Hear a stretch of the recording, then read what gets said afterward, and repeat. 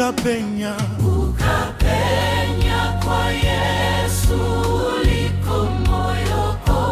Inde moyo to pano tu bola kwila upeni kwa Yesu mbuyeyo pambombolo na fera tuwe.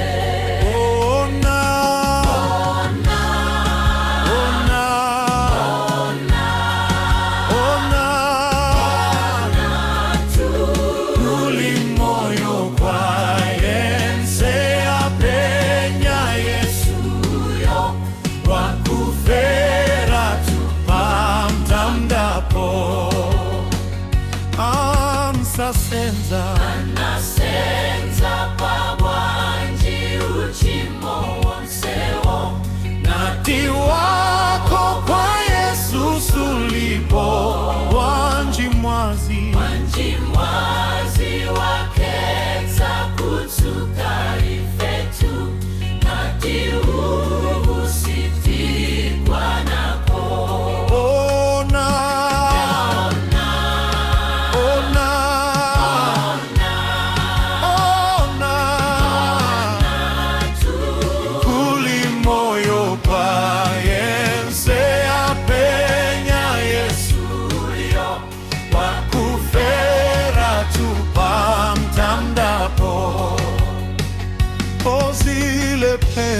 Zile pera dizonse kogula mpoyowo koma mwazi wa Yesu mbuyeyo kulupira mwamphamvu za Mlungu watuzi kuyeta weme mtima kombo.